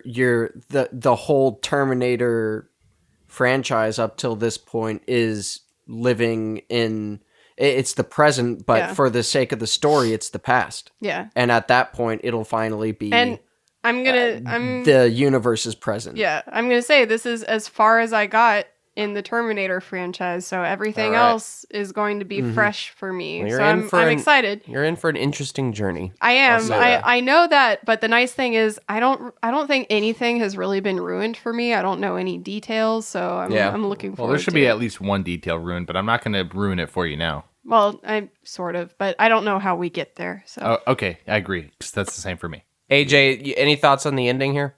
No, I'm with you guys. I really like the ending, and it just echoing the sentiment. It ties it to the story, the overall arc of Sarah Connor to John Connor to humanity. Yep. And I think this movie gets some negative reception from audiences because it basically devalues T2's ending. Because it was so significant that they stopped Skynet, and it's like, oh, actually, it's inevitable. And to those people, I say, you don't gotta watch T3. You can just stick with your T2 and have that be your canon. But for those of us that want to see more Terminator, I say, bring it on. It's like Lord of the Rings and the new movies and the new show coming out. Like, well, we'll see. We'll see if we want it to be canon. Yeah, exactly. And I would be mad at if after the Return of the King, they were like, actually, that was a feudal battle. Sauron is even stronger than we think. About that. Something else. It's not Sauron, but you know what I mean. Morgoth. I mean, something else that you might have to consider is that sending back those Terminators is just always necessary for him to get to this point. And if they tell John Connor or Sarah Connor that it's inevitable, why would they try to fight then? Like it's sort of like, imagine that the Terminators or whoever's sending them back, they're like, we can't tell them that this happens no matter what, but we have to make sure they stay alive long enough, kind of a thing. So it's more like they send back all those Terminators to ensure that they keep going at these different checkpoints. Dude, what? Like, So in theory, At this least could that's go how on. that's how I would interpret it. This could go on forever. Like this could be like, oh well, we'll just push it another 10 years and another 10 years, and it's like a thing back and forth where people have to just keep pushing it. And I'll spoil slightly, but they do introduce the concept of an infinite loop of Terminators being brought back. All right, well, that's basically what we were thinking. There we go. Yeah. Yep. They think of that. They get there. Yeah. So good job. Hey, we figured it out, Arena. Hey. All right. Any final thoughts on Terminator 3 Rise of the Machines before we move on to the last part of this podcast? Machines, they're risen. They do rise. With that said, let's take a quick break. And on the other end, we'll get into our brief reviews with numbered scores, talk about what critics thought, get into some box office, and close out with a little bit of franchise talk. So we'll see you then.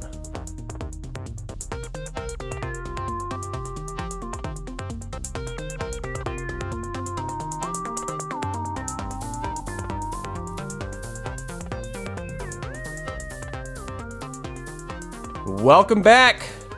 Let's talk Terminator 3 Rise of the Machines. Yeah, baby. Oh, David, you got our scores in a bowl there. You want to pull them at random? I will try my best. First up, David.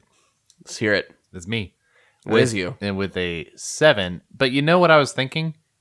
That's equal to what I gave Tomb of the Dragon Emperor. And That is equal to that. That's isn't it? just not okay. That is not okay. Yeah. So I'm going to bump this up to a 7.5. I'm honestly surprised you're that low based off how you were speaking about this movie. You know, they do a lot of things right, but it's not like the pinnacle of action blockbuster. Spoiler, think- I'm higher than you. Do you think I'm not surprised. Do you think you would feel better if John Connor and the Terminator did a round of just football tosses? I think it'd With be better Yetis? if they made out, but that's just me. Yeah, that was in my top 10 things I wanted for this movie. Make out? Yeah. Yeah, I knew it. I'm gonna hedge a bet. I think you feel higher about this movie and you just lowballed. But I'll It's hard to say. Honestly, okay, you want my true feelings? was that not your true these, feeling? These are your fake feelings. Oh, no, I'm going to give it to you. Okay, go for it. Yeah, I think I may have rated T2 a little too high. Oh. I think that... Get out. Yep, see, that's why I rated T2 higher, because I knew this would happen. I think that they're very comparable. Okay. And I know that is not the case for most people. Remember how much crap I got last week? Or for Whenever we did it. for having a 9. I'm pretty sure... I got crap for giving it a 9. Look, Yeah, I like T2, and I gave it a score based off of what it did for the movie industry. I'm just going to say what I like. My favorite part about doing this show is people speaking from the heart and score be damned, give it what you think. Yeah. In Like- this movie, I think a 7.5 is honestly where kind of between that and 8, just catch me on the right day. Like it's very in that range. Okay. I didn't hear you say a negative thing about it. Yeah, well, I mean, there's definitely negative things. Like there's some pacing things. I think the biggest You negative thing. Complimented it on its pacing. Sorry, not the pacing. John Connor. That's what I was going to say. Yeah. Fair enough. Sometimes I talk before my brain catches up because I want to fill the That's space fine. with words. Yeah. But yeah, John Connor, I think, is the biggest issue with this movie. I don't like him. Like that. I thought you were gonna go. Well, I was like, I'm trying to figure out Yeah. why. There's just like the second I saw him on screen, I'm like, that's not my John Connor. Yeah.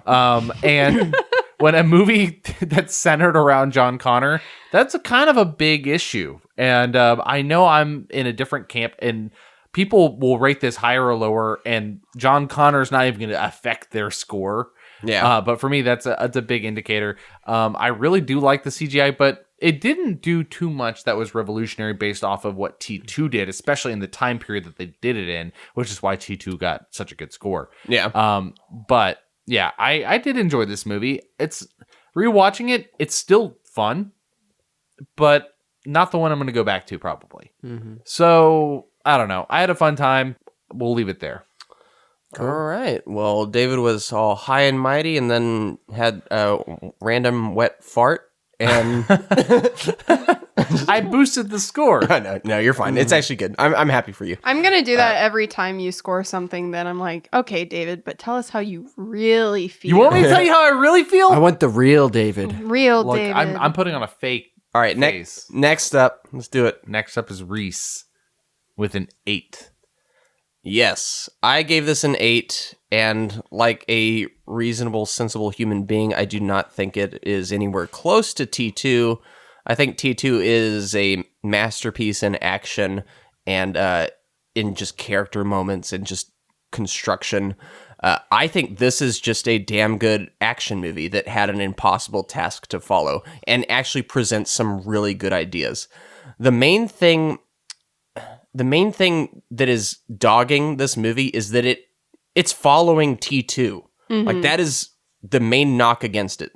And I think why people look down on this one a little bit is that it's the first one in the series to not show us something that really advances technology in cinema or shows something that just looks exceptionally better than anything else in the market.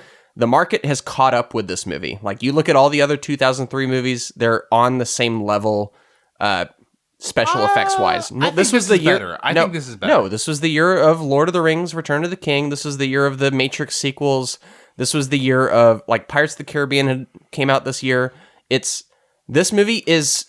That does put it into perspective. Yeah, the movie starts... The Terminator franchise starts to look like it's behind the curve, not behind the curve, just on the curve instead of ahead of it. And I think that's the problem with this movie. It is a rehash of T2 in the first 2 acts. And but that said, like, I think it has so many interesting ideas and things to actually pick apart when you actually break it down.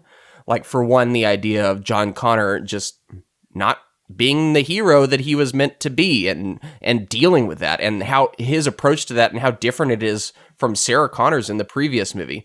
Also, the whole idea of I don't love the TX and its advancements, but I love, like, its mission, which is to take out the lieutenants and just take out everything below him. Like, that's such a cool idea, and then it just comes upon the actual John Connor and the mission changes. I think that's interesting. It also has one of the best action sequences in the franchise, in that street chase, and then it has the gonads to just end on a bummer note with, like, like, Judgment Day happened. It's real, guys. It's no longer this I don't know, dream sequence of the future that is going to happen if we don't stop it. It is happening. Like, and that's I love that so much. I think it's so cool. Man, they had gonads. Yeah, you know what I mean. I just can't remember the last time I heard somebody use the word gonads. I used it. I brought 2005 back. They have gonads. I have stay-nads. I should have said the nards. That's more relevant, right? The gonards? I guess so. The gonards. But yeah, I really like this movie, and as I said, it keeps growing in my estimation. Like, I really liked it when I first saw it in 2003, but that's because I had an undeveloped brain and I would like anything. But since then, I had seen it a couple times, and I was like, oh yeah, it's fine. And then watching it for this episode and actually looking at it with a critical eye, I'm like, no, this movie's smarter than it lets on. It has a lot of interesting ideas, and it's fresh in that way. It's not fresh in a action movie, special effects type of way, but in terms of ideas and how to take a franchise forward that you wouldn't, T2 ended definitively, and this one found a way to, like a cockroach does, just survive and be like, oh no, there's still stories to be told in this world, and I think it justifies that time and time again as you're watching it. So I really enjoyed revisiting this movie, and I will watch it again, because who knows, maybe I'll even like it even more. So yeah, 8 out of 10. I stand by it. All right. Next up, I could tell by the fold. It's me. It's Noah. We got a 7. All right. Yeah. I kind of already laid bare my mind. So I'll just sum it up with, I'm not a huge fan of John Connor. I'm not that big a fan of his wife. I keep forgetting what her name is. Kate Brewster. Kate Brewster. I'm not a huge fan of her. I think she did okay. I think he did okay, but I wasn't that interested in them. And I think really John Connor just needs to be cast with someone who looks like they're going to be commanding in the future. Other than that, it's entertaining. The special effects are good. I like the little plot twists. Wow. Plot twists. That's when you're watching Dazed and Confused. Plot twist. I just remembered a line early on that kind of set me on a probably set me on a bad foot for the girl character. She like very clearly, like right at the beginning of the movie, is like, "I hate machines." Oh, It's like this, yeah. like- Yeah. I'm like, You're like, why? There's a couple of clunkers. So that maybe didn't set me on the right foot for her. That said, though, you think about T2, and there's moments in that where I'm like, if you actually think about some of the lines in that, or at least some of the plot developments, but think about John Connor in that movie, some of just his, and you say, No, but he's hasta la vista, baby. He's 12 though. Yeah, like, I know. No, he's a goofy 12-year-old kid. Or that moment where he has the where he asks the Terminator to beat up these guys who are just trying to help him. Like, it's, I don't know. Yeah, no, he's definitely a twat, but like, but it, that is in keeping with the character that they established there, and he's young enough at that point to have a major change to who we want a John Connor figure to be in the future. Yep. But yeah, I think that's about it. I think the movie's entertaining, but it's just not living up to T2 in my opinion. So Noah, you at the beginning of the episode, you said you wished that this ended at 2. Do you really want to stand by that? I mean, I don't necessarily wish that it ended at 2 because of this one. I'm just thinking also because of the following one. Salvation, I might be able to be convinced that it's decent, but Genesis and Dark Fate, I don't know. You haven't seen those. Well, though. you're about I've to seen find Genesis. I've seen Genesis, have not seen Dark Fate, and I don't have high hopes. All right. But, maybe I could be wrong. We'll see. I just think 1 and 2 are in their perfect form, while the following ones are not going to be in their perfect form. Does that make sense? It Yeah, does. that makes sense. Yeah. Next up, Irina with a 7.5. All right. Yeah, so I lean on the positive with this one, and I think what helps me with rating this movie a little higher, and I don't really have many gripes with it, honestly. Mm-hmm. I think what helps is that I'm myself a little more distanced from the Terminator franchise. It doesn't hold a huge place in my heart like it does for other people. That being said, I do love the franchise, but I'm not myself offended by certain, tweaks of the storyline or different things that happen that maybe you don't feel canon to one person or think like, oh, well, that then just kind of disregards everything from the previous 2 films. Yeah. Because I don't think, I think this just proves that the franchise was successful and it has some good content to work with. Yeah. Because originally it wasn't even meant to be a franchise, and somehow they managed to carry that through. So I just think this director did a really great job trying to thread it together. Yeah. Where it wasn't completely replicating Cameron's work, but also trying to maintain some semblance of it. Mm-hmm. So you can tell that it's a different director, but it's not so far removed that I would be offended by it.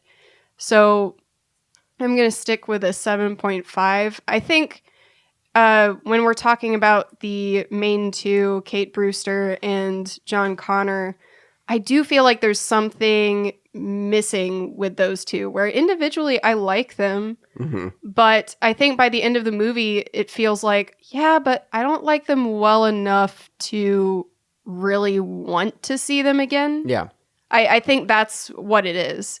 I feel like I think my journey with them sort of ends by the end of the film, but my journey with, Arnold Schwarzenegger's Terminator isn't done, which technically that's true because, he's just a running theme throughout most of this. But I wish there was something that kind of reinforced those two characters as iconic in my mind, because every time I've come back to this movie, it's like I forgot them, you know? Yeah, I think you're touching on something with this movie. It doesn't do anything iconic.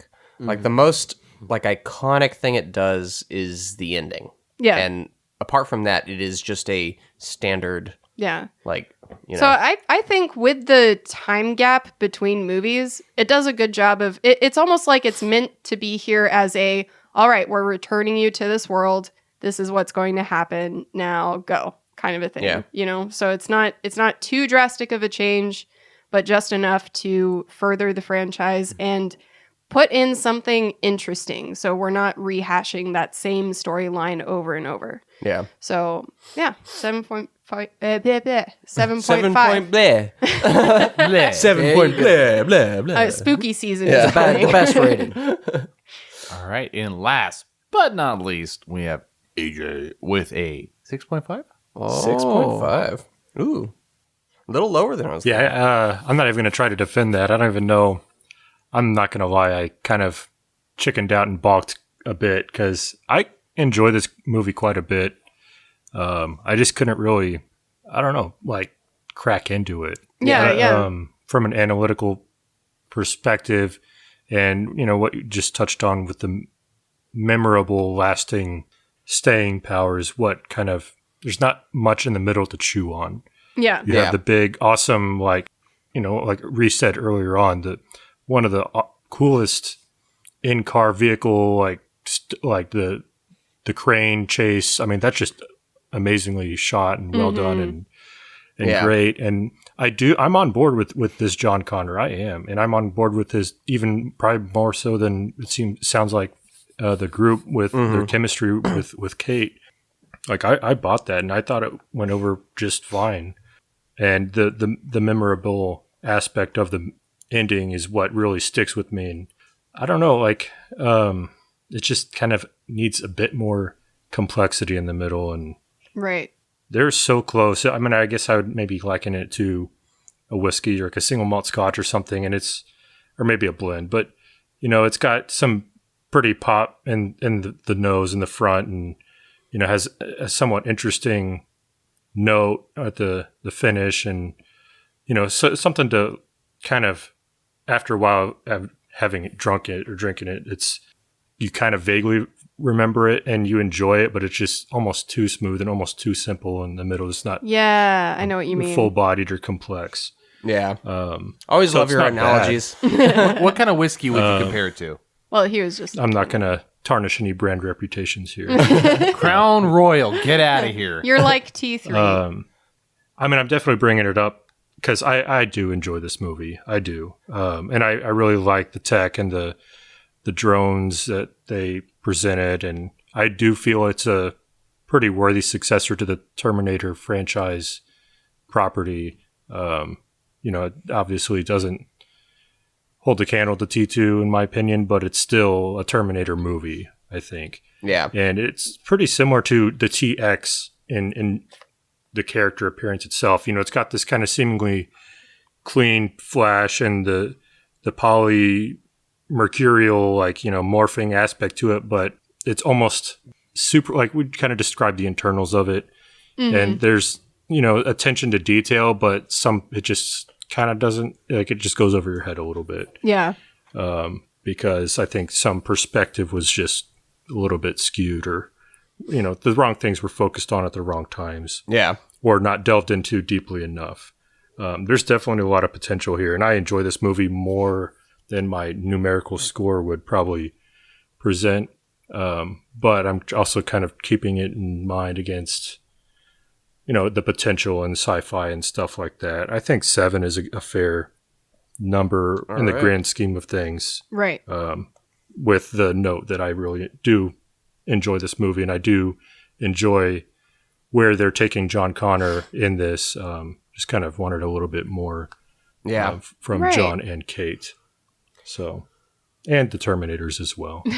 Yeah. All right. With that said, you want to crunch those numbers for us, AJ? Okay, so T3 or Terminator 3 Rise of the Machines has a group average of 7.4. Not bad. And we have, let me scroll down a bit. That ties it with The Chronicles of Narnia, Prince Caspian. Ooh. Interesting. Wow. Which people rated too highly. 7.5. We have a few. We have Hellboy, one of the archive episodes, Blade, Silver Bullet, Contagion, and Jennifer's Body. Honestly, with all those other ones, that seems fair. Yeah, I think the Narnia 7.3. Prince Caspian one we rated a little too high. Well, I think we should we were rewatch pretty it forgiving before on that. we say that. Yeah. It's Prince Caspian. Yeah, I remember being kind of gracious to that, but World War Z, Pirates of the Caribbean, Dead Man's Chest, and Ocean's 11 at 7.3. And we got, obviously a little bit of heat on that Ocean's 11 score Yeah. too. So Hey, sorry, I know this is, it's on topic, but one little idea that we could do in the future is we could have like a short little session where we'll have watched a handful of movies that we have already done and then see what we re-rate them and just quickly hammer through them like, actually a 5. Or having a courtroom scene where we look at our list and say, like, I would like to petition that this be moved up or something. also And we have to agree. That'll be that'll rating come up Tomb when of we the Dragon eventually Emperor is talk 7. about archived episodes too, Yeah. where we re-talk about them, which could And happen. That might be Yeah. happening soon. We'll see. Yeah. Yeah. All right, so 7.4. It's etched in stone here against all those other movies. Honestly, pretty good for Terminator 3. Good job, T3. I'm glad it's up there. I do not stand with the haters on this one, and our podcast and all of you guys reflect that opinion. So I'm happy about Duly that. noted. We're not saying it's perfect. When I but watched it's this fun. though, I'm like, why did you I could see you not really like taking a shine to this movie, but I can't see people being like, oh, this is terrible. I wonder if it was kind of like a build-up disappointment, Yeah, probably. Is it a yeah, either that or they see it as an immediate cash in, just like kind of rebooting T2 and trying to cash in on that. Yeah, But that's a little bit too jaded. I think there's more merit to this movie than that. I agree. All right, let's move on to critics. So 69% on Rotten Tomatoes with an audience score of 46%. So one of the rare cases where the audience score is lower than the critics. On Metacritic, we have a positive score of 66 out of 100. Again, marginally positive, so it's on the lower end of positive. And an audience score that's weirdly higher. I don't know why this happens between Rotten Tomatoes and Metacritic, but the audience scores are different for whatever reason. But audience score was 7.4 on Metacritic, so good reviews from both critics and audiences on Rotten Tomatoes. And then we come back down on IMDb with a 6.3 out of 10.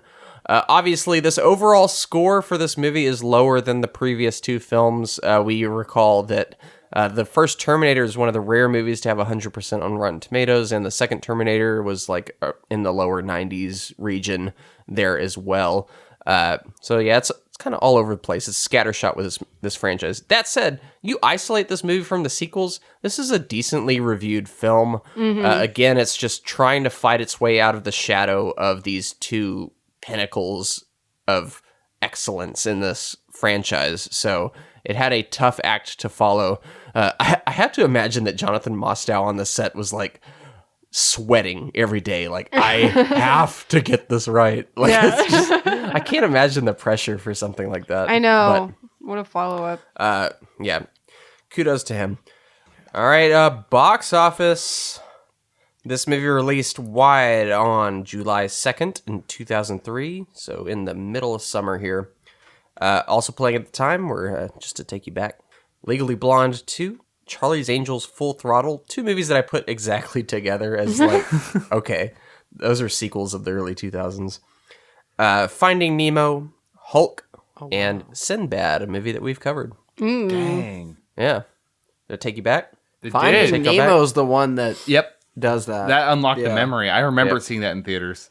Hulk 2, I think, to a lesser extent, though. Yeah, Hulk as the well. Eric Bana one. Yes. The movie was budgeted at $187 million, which is a lot for back then.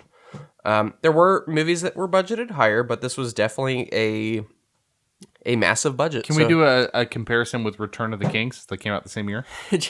So that budget was split amongst 3 films. So I think I don't know there's actually no exact reported budget for Return of the King, but once you divvy it up, it's like 90 to 94 million That's per still movie. half Yeah.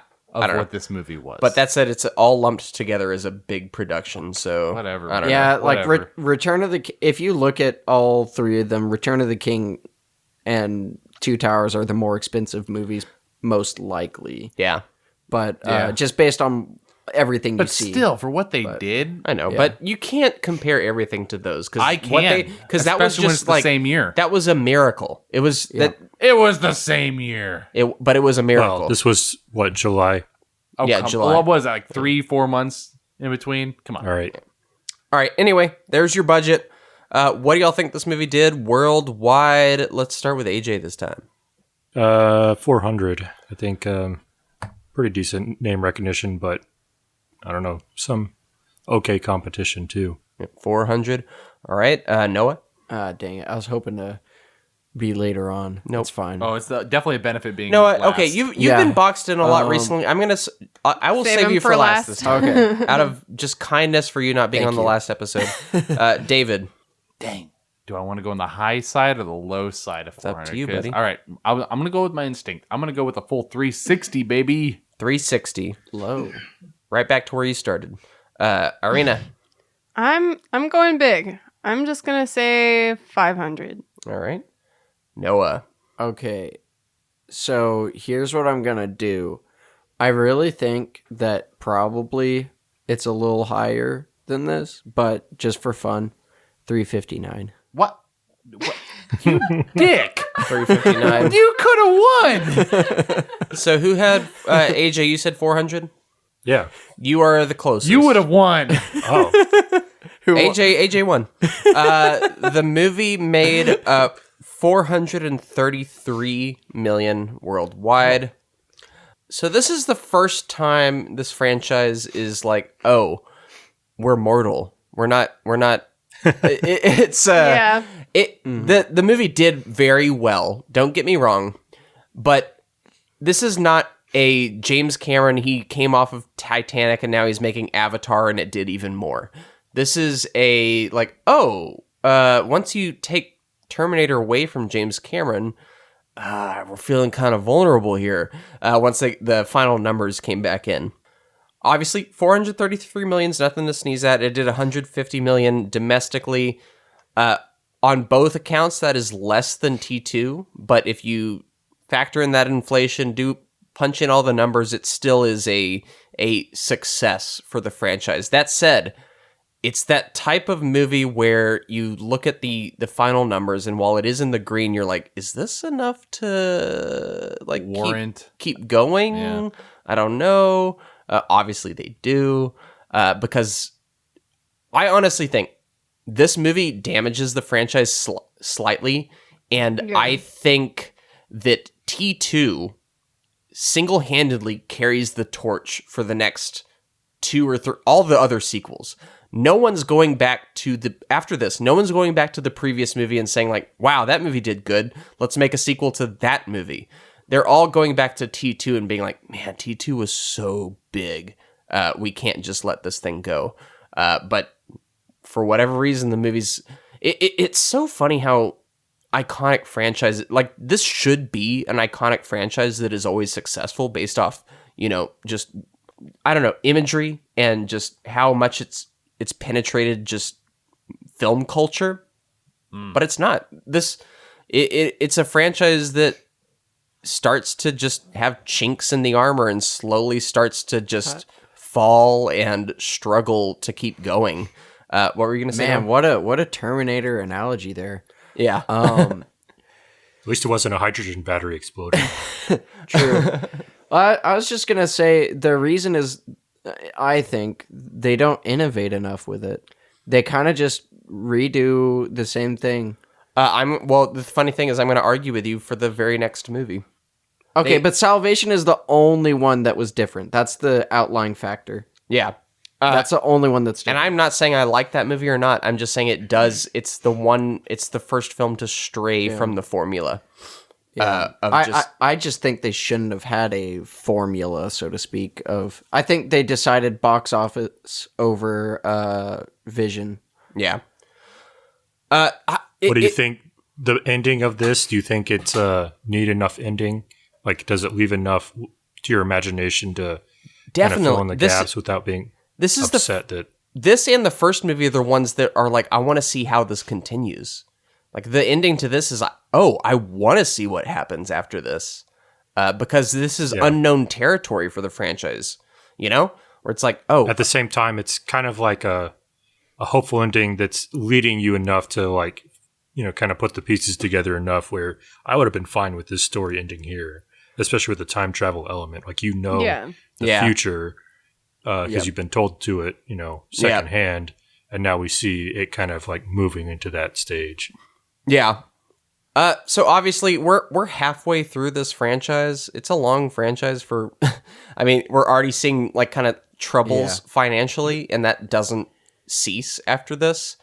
But there's not much franchise talk after this. This was just a solid, like, second base hit. Like like they had been hitting home runs for the first two, and now we're here now. This is our place. We're not up there anymore, but we're here, and that's still kind of a safe space for us. And I think ultimately people decide, like, okay, it's still okay to gamble on this franchise, but I think what you'll see going forward is the next one, Terminator Salvation, is the one that tries to stick still to the original timeline of these films. Terminator Salvation is the last one in the line of like, okay, you can watch 1, 2, 3, 4, and there's consistency. After that, they start pulling the slasher trope where it's like, okay, watch this movie, but 3 and 4 didn't exist, or watch this movie and 3, 4, 5 didn't exist, and this is the actual sequel. I would love a Terminator with like a horror skin. I think that'd be really fun. Well, I think that's kind of the first movie. Yeah, but not really. I mean, like, actually try and make it creepy. Yeah. You know? Well, I think some of that, like, stop motion-y stuff they do in the first one is actually legitimately creepy to me. But I get you. Like, make an actual, like, terrorizing Terminator. Where was I? Yeah, next week we will be talking about Terminator Salvation. Yeah. You know what's funny about Salvation? It's the first time the future's a prequel. In a sense, yeah. It's also it's a sequel and a prequel at the same time. That's weird. That's a weird thing to think about. I know, right? It's both at the same time. Yeah. This is also when the Terminator franchise starts to speed up in its just the time between sequels. Like, we've had long gaps of time between each movie, and now they're just like, okay, let's just start pumping these out and see. It's like a shotgun blast. See how much people stick to this one, and if that sticks, we'll see what happens then. It's they start to really play fast and loose with the franchise instead of treating each entry with a lot of care and preparation. That's not to say that some of these movies aren't good. I'm gonna be, I will have defenses for some of these films coming up, but it's definitely this is where we start to get into unknown territory, and I know some of y'all haven't seen some of these sequels, correct? Yeah. So I'm kind of excited to be covering. I am too. Yeah. Something new for me. Yeah, for sure. Yep. Next week, Terminator Salvation, the fourth movie in the Terminator franchise. We may or may not have a guest on. Yeah. So for those that don't know, I did reach out to, or David, you reached out to the Contrarians podcast because one of the people on that podcast, Julio, is a defender of Terminator 4. So we'll have a perspective from him on that movie, which I'm super excited about. Hopefully that happens. Hopefully. So yeah, we'll see how that goes. So yeah, next week, Terminator Salvation. Goodbye, guys. Bye. Your levity is good. It relieves tension and the fear of death.